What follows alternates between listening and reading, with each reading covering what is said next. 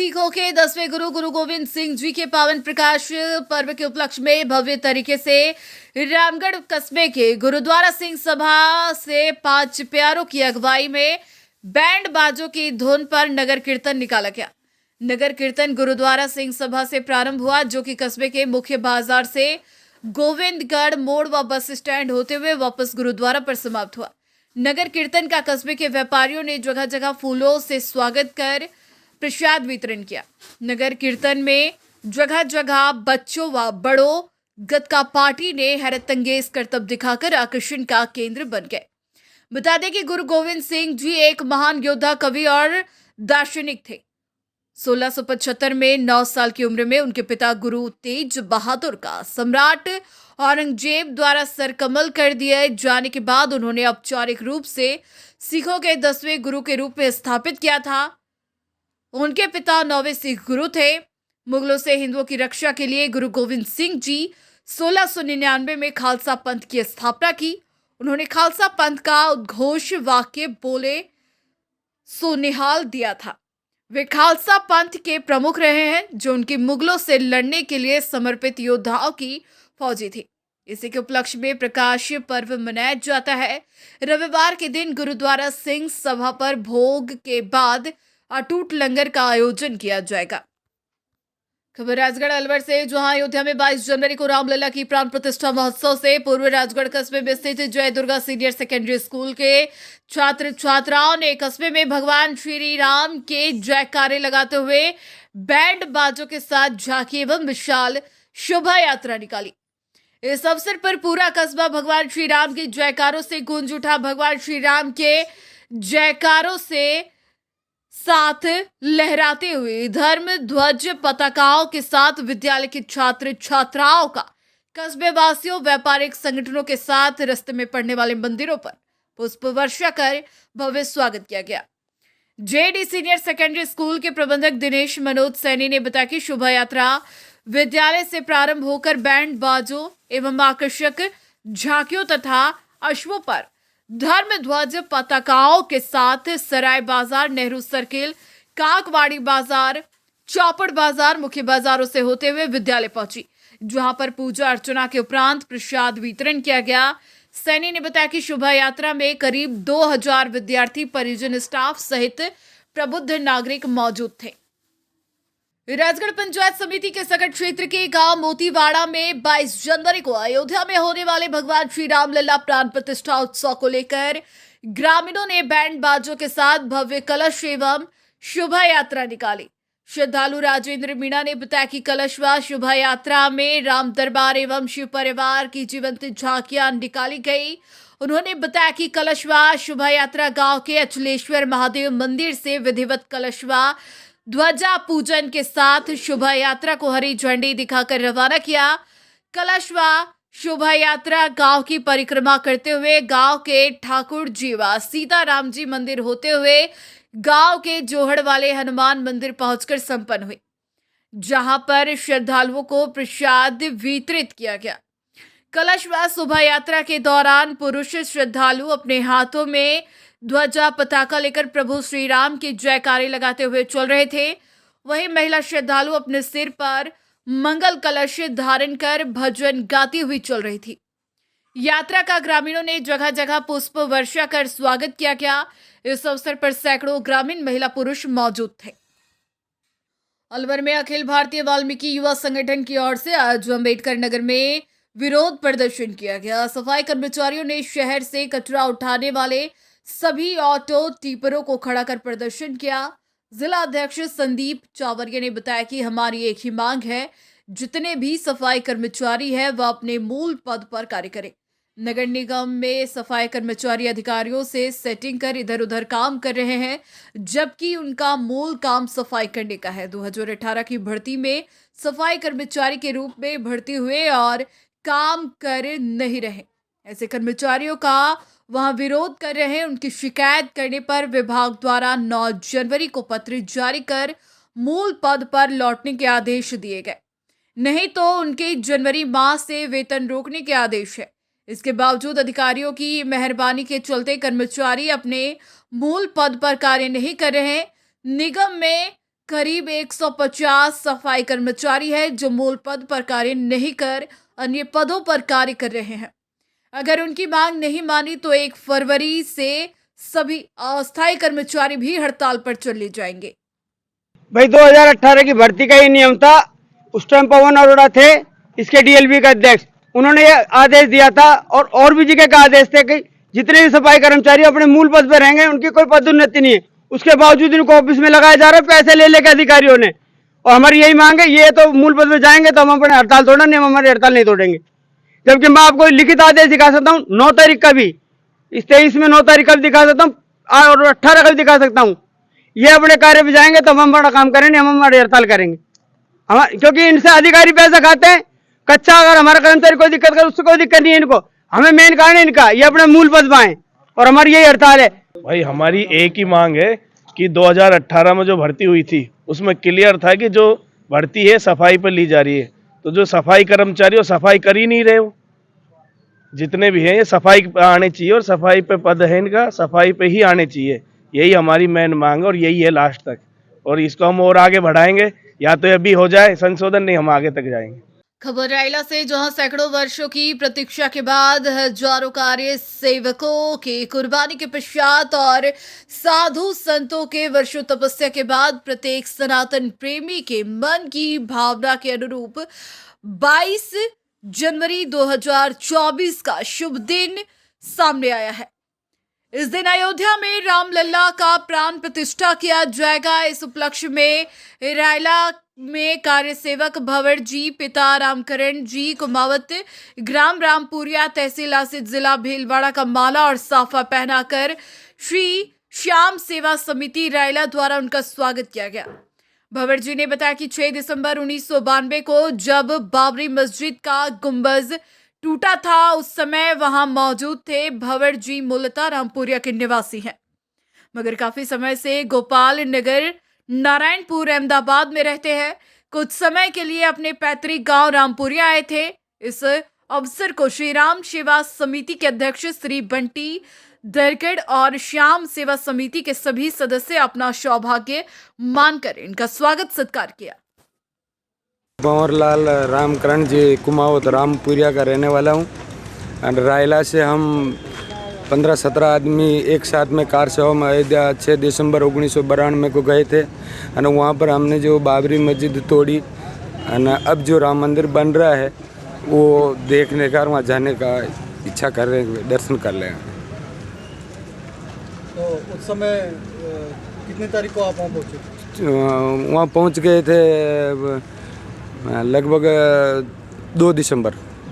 अच्छा, 2 दिसंबर को हम पहुंच गए थे। 6 दिसंबर को 12 बजे हम ऊपर चढ़ गए थे उनको गिराने के लिए, गुंबज गिराने के लिए। बयाना विकसित भारत कार्यक्रम के अवसर पर मोदी सरकार की जन कल्याणकारी योजनाओं के लाभार्थियों से संवाद किया एवं विभिन्न योजनाओं की जानकारी जनता जनार्दन से साझा की।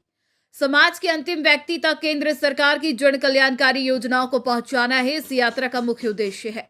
कार्यक्रम के अंतर्गत कार्यक्रम में समस्त प्रशासनिक अधिकारी एवं समस्त क्षेत्रीय अधिकारी, ग्राम पंचायत सरपंच, पंच सचिव, ग्राम बंद, बारेठा, नगला, ठौड़ा, ककलपुरा, खटका, रेलवे स्टेशन, कसाई, नगला के अनेक ग्रामवासी, कार्यक्रम संयोजक सतीश तिवारी आदि उपस्थित थे। अनेक संगठनों ने कार्यक्रम के तहत विभिन्न समस्याओं के ज्ञापन दिए।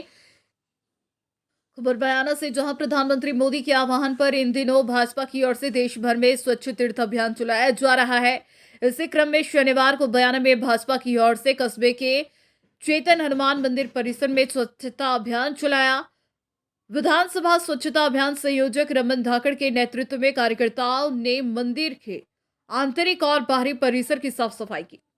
इस दौरान स्वच्छता अभियान संयोजक धाकड़ ने कहा कि धार्मिक स्थलों को साफ करने की जिम्मेदारी हम सभी की है, क्योंकि स्वच्छता में ही ईश्वर का वास होता है। इसके साथ ही साफ सफाई से बीमारियां भी नहीं पनपती है। इस दौरान विकसित भारत यात्रा संयोजक डॉक्टर पदम सिंह धाकड़, कृष्ण मुरारी धाकड़, नागना, महेंद्र, गजेंद्र, उदयभान, धर्म सिंह, हरि सिंह, जितेंद्र, देवकी नंदन, श्रीराम धाकड़ मौजूद रहे। 22 जनवरी को अयोध्या में जन्मभूमि मंदिर पर भगवान रामलला की मूर्ति की प्राण प्रतिष्ठा का भव्य आयोजन किया जा रहा है, जिसको लेकर देश भर में विशेष तैयारी की जा रही है, जिसको लेकर आज राजस्थान सरकार देवी स्थान विभाग के उप शासन सचिव अनिल कुमार शर्मा द्वारा निकाले गए आदेशानुसार श्री राम मंदिर की प्राण प्रतिष्ठा महोत्सव के उपलक्ष्य में राज्य भर के समस्त राजकीय और अराजकीय मंदिरों में विशेष सजावट, विद्युत रोशनी सहित विभिन्न गतिविधियां आयोजित की जानी है, जिसे लेकर 12 जनवरी को आदेश जारी किया गया था, जिसे मंदिरों की साफ सफाई, सजावट सहित मंदिरों में धार्मिक आयोजन के तहत सत्संग, सुंदरकांड, हनुमान चालीसा का पाठ आयोजित करवाना एवं मंदिरों में विशेष आरती एवं श्रृंगार के आयोजन सहित प्रसाद वितरण व मंदिरों के आसपास होल्डिंग बैनर लगवाने के आदेश जारी किए थे। वहीं गोविंदगढ़ क्षेत्र में राज्य सरकार एवं उपखंडाधिकारी गोविंदगढ़ के आदेशों की अवहेलना सभी मंदिरों पर दिखाई दी, जहां विशेष टीम बनाई जाने के बाद भी मंदिरों पर सरकार के आदेश अनुसार साफ सफाई, सजावट जैसी कोई भी गतिविधि दिखाई नहीं दी। गोविंदगढ़ नगर पालिका क्षेत्र में जहां नगर पालिका ईओ प्रहलाद मीणा एवं रामबास ग्राम पंचायत में तहसीलदार रमेश खटाना को यह जिम्मेदारी सौंपी गई है, इसके आदेश उपखंड अधिकारी गोविंदगढ़ ने जारी किए हैं। मेन मंदिर नहीं है, नहीं है कोई जाला फाला वाला आया, नहीं है कोई मतलब एक कोई व्यवस्था है, कुछ नहीं है साहब। और यहाँ बहुत से मतलब मंदिर पर व्यवस्था हो रही है, यहाँ नहीं है हमारे। कौन सी ग्राम पंचायत आपकी? यहाँ रामबास है। अच्छा, तो मेन गोविंदगढ़ में एक ही है? हाँ। अच्छा, कुटी मंदिर तो बहुत ही आस्था का प्रतीक है। मंदिर, विशाल मंदिर है साहब। हाँ, थोड़ा नहीं, विशाल मंदिर है, दूर दूर तक विख्यात हुआ पड़ा है। तो सफाई नहीं हुई है? कुछ सफाई नहीं है इस पर, और नहीं इस पर कोई अभी सफाई करने वाला आया है। जाड़ा फाड़ा सब लगा पड़ा है। गांव के छोरा आए हैं, ये लगे हैं, बस झंडी वंडी या सफाई करेंगे जी। सरकार ने और बेच दिए हैं कि यहाँ सफाई होना चाहिए, यहाँ कोई नहीं आया, पंचायत का सरकारी कर्मचारी। वो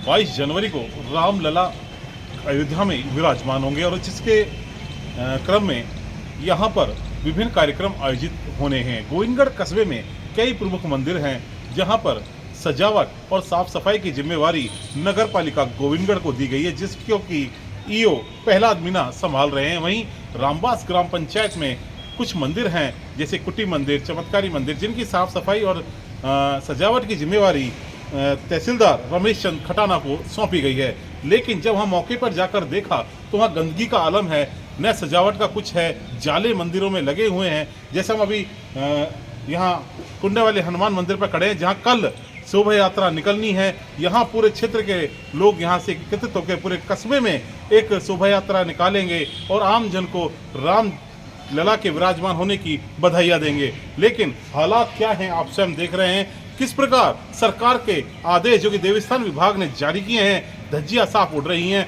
गंदगी है, पानी में कीचड़ में नुमा बना हुआ है, बदबू उठ रही है, लेकिन यहाँ पर सरकारी आदेशों पर कोई ध्यान नहीं दिया जा रहा। राजस्थान सरकार के द्वारा आदेश जारी किया गया था, जो मंदिर है उनकी साफ सफाई और सजावट के आदेश दिए, लेकिन जिस मंदिर में हम जाके देख रहे हैं वहाँ पर कहीं भी सरकार के कोई भी नुमाइंदे के द्वारा कोई सफाई या फिर सजावट की व्यवस्था नहीं की गई है। इसके बारे में क्या कहेंगे? गोविंदगढ़ के किसी भी मंदिर में न कोई सफाई है, न कोई व्यवस्था, कुछ भी नहीं है, न कोई लाइट की व्यवस्था है, सफाई की व्यवस्था नाम मात्र को भी नहीं हुई है। जो गोविंदगढ़ प्रार्थना निकलेगी कल राम मंदिर के उसमें कोई व्यवस्था नहीं की गवर्नमेंट की तरफ से। हर जगह व्यवस्था हुई है सफाई की, लाइट की। गोविंदगढ़ में ऐसा क्यों? क्या प्रशासन का जिम्मेदारी नहीं बनती है यहाँ के साथ सज्जा कराने की? गवर्नमेंट ने जो आदेश दिए हैं अवहेलना की जा रही है। जैन समाज के परम पूजनीय अध्यात्म योगी 108 श्री विशुद्ध सागर जी महाराज ने शनिवार सुबह 9 बजे 27 मुनियों के साथ नौगावा में मंगल प्रवेश किया। नौगावा से जैन समाज के सैकड़ों लोग आचार्य जी को लेने राजस्थान हरियाणा बॉर्डर नौगावा पहुंचे, जहां से डीजे के साथ आचार्य जी ने सत्संग नौगावा में मंगल प्रवेश किया। आहाराचार्य के बाद आचार्य जी ने प्रवचन दिए।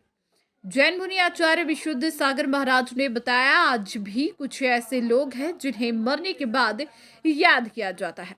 अयोध्या में भगवान ऋषभदेव व श्री राम जी की सहित अनेक मंदिर हैं। मंदिर पर उद्देश्य नहीं देखना चाहिए, लेकिन यह देखना चाहिए कि लोग मंदिर बना रहे हैं तो मंदिर में विराजमान ने ऐसा क्या कार्य किया कि आज इस कलयुग में भी लोग उनका मंदिर बना रहे हैं।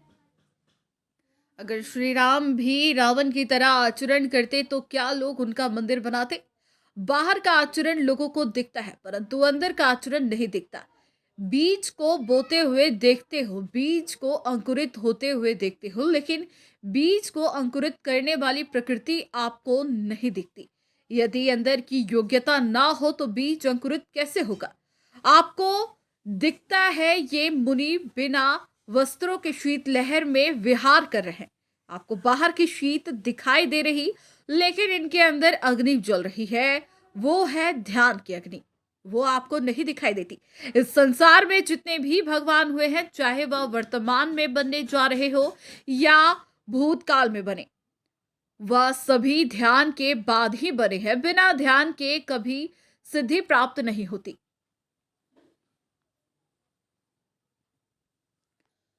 खबर कुशलगढ़ से, जहां न्यू बाल विद्या भवन उच्च प्राथमिक विद्यालय कुशलगढ़ में संस्था प्रधान तेजपाल सिंह यादव की अध्यक्षता में श्री राम मंदिर प्राण प्रतिष्ठा उत्सव के तहत श्री राम उत्सव का आयोजन बड़े हर्ष और उल्लास के साथ किया गया।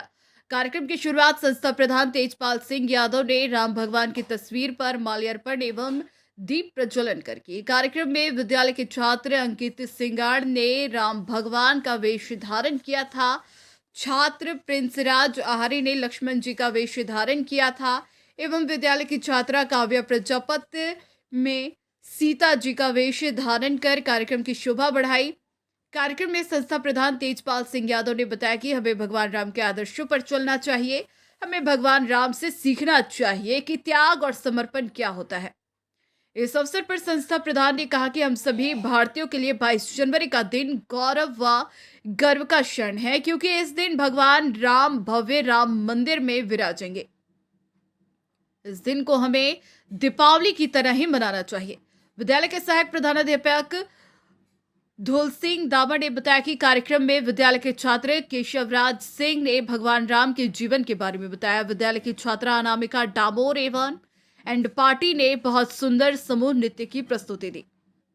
कार्यक्रम में विकास यादव, शीतल यादव, नरेश चंद्र डामोर, राजेंद्र प्रजापति, सुशीला डामोर, मनीष धोती, महेश कुमार खड़िया, दिव्या सेन आदि विद्यालय स्टाफ ने सहयोग प्रदान किया। कार्यक्रम का संचालन वरिष्ठ अध्यापक नरसिंह देवदा ने किया व आभार प्रदर्शन वरिष्ठ अध्यापिका कविता सोनी ने किया।